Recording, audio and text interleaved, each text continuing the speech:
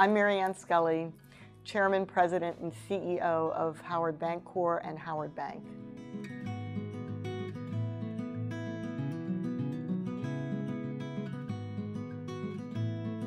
I think that the role of community banking in Maryland is very much the same as what the role of community banking has been since the founding of this country, which is it's a means, a facilitator to put people that have some liquidity together with people that don't have liquidity.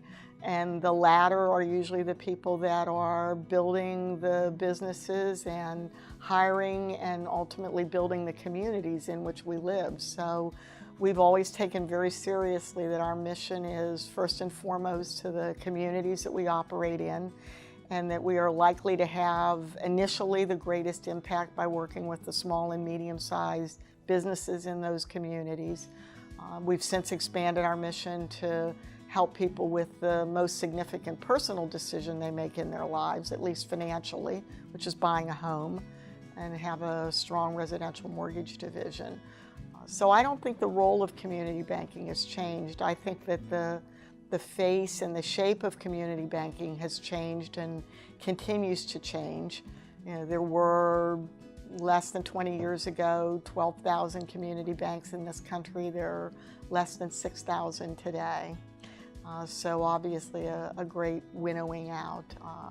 And my role is the same as any leader's role, which is to hopefully always be thinking about the future and what might be ahead of us and how to best prepare ourselves for that, and how to make sure that we have a team of people stronger than me who can also anticipate that future and make sure that we're ready for it. The country isn't going to be strong unless there's a strong community banking network.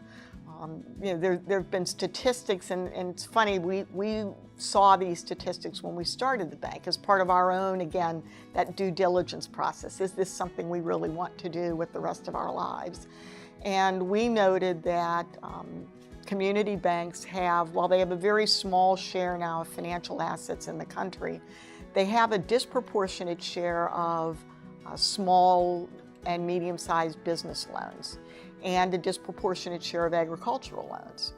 And so if they have less than 10% of all the financial assets in the country that are in the banking industry, they have close to 40%, I believe, of the small and medium-sized business loans.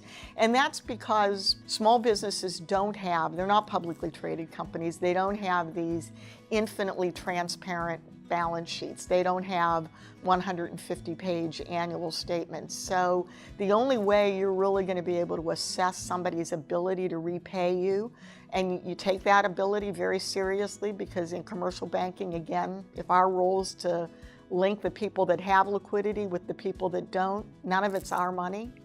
And so we take that role very seriously, that ability to pay assessment.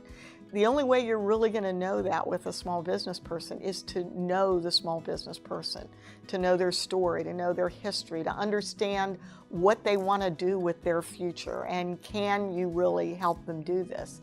And it just plays out in the statistics. So the country and that constant creation of wealth and the constant creation of employment. Yes, small businesses fail, but they also start. They're a huge creator of employment, net in this country.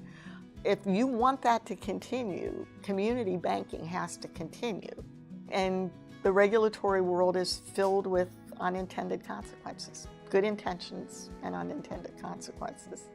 So my advocacy is always, learn. Just be willing to learn.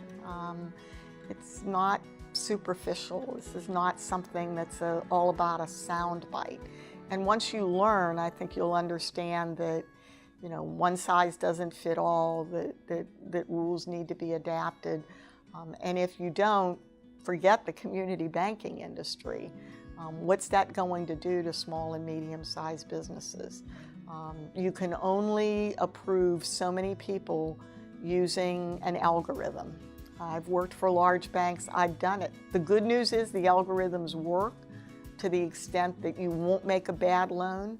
The bad news is the algorithms don't help you to understand where you can make a good loan when the algorithm tells you not to do it.